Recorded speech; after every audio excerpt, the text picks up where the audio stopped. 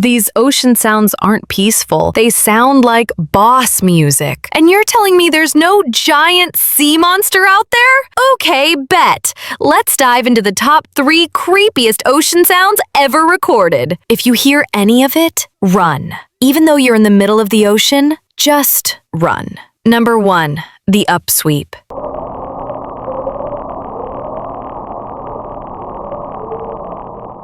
It's a repeating sound, kind of like a siren, that shows up during spring and autumn. Nobody knows what causes it. Number 2, the slowdown.